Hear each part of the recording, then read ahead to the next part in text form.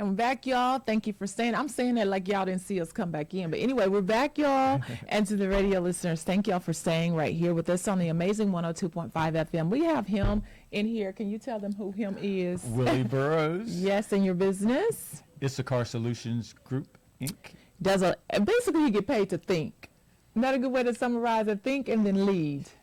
Yes. Well, how would you say? Because you gotta be strategic about what you do. Yeah, well, it's thinking, but it's how do I help others become better, the best version of themselves.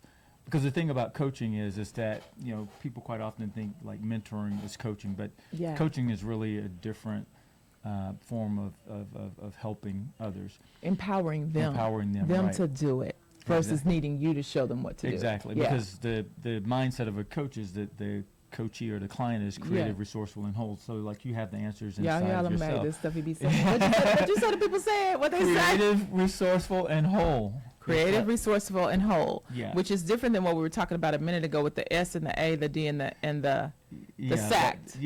That's different than the desire. I think that's what the knowledge, the skill. Say it again. Which one? The SACT. That's what I called it. Oh, that's what you called it? I said he was sacked. Okay. You said, say your words again. Okay. Desire. Uh-huh. Desire. Uh-huh. Y'all, we get in here working it out in the studio. Knowledge. Desire. Knowledge. Skills. Action. That's why I called it that in my head. Right. Okay, I got it now. Sacked. Okay. But we don't really want to be sacked, right? Okay, so that was for the business. Right, that's for Issachar. Yeah, that's for that. So, and I think anything in life, whether it's a career, it's going back to get a degree, whatever it is, it starts with a desire. So, like, and so often people shortchange the process, and they think that especially I think in today's society of social media, where people think like, oh wow, I see him or her doing these amazing things, and automatically, I'm going to have the house, the car, all of the luxury things without doing the work. And so that's good. You can't always go from desire to results. To action. Right. You have to go through a process. And you're right. I think that leads us to what we're really supposed to be talking about when I'm getting off target. But anywho, when we're talking about greatest victories, because we live in a world where people see the wins. I mean, responsibly so and rightfully so, people post their wins, right? But we can make that connection to even what you're saying, because then when we live in a world of posted wins all the time, what do you think we're doing when we're like when the public or people are watching that messaging? Well, we're what's the word I'm looking for? We're creating a false narrative. Knew he was going to come to that word. Right. Like, talk to us more for small business owners and leaders again, as we're right here going into the last quarter of the year. Many of you are making crucial decisions about whether you'll continue, whether you'll stop, whatever you will do. And sometimes some of you make those decisions based off of seeing what other people are posting and somehow feeling as if you're not measuring up or you're not good enough or your business is that. And to his point, false narratives. Let's talk about that for a minute. Right. Yeah. So in the world of social media, where everyone is posting about their TikTok or their, Instagram or Facebook. I mean, they're showing clips, and they're showing the edited versions of themselves. They're showing the filters, right? So you're filtering out the hard work or the perseverance, all those things that are really necessary for businesses or for individuals to succeed. Yeah. It's kind of.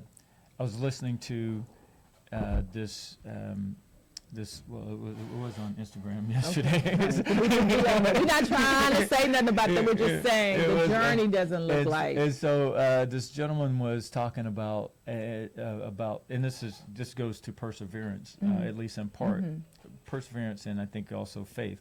And so he's telling the story.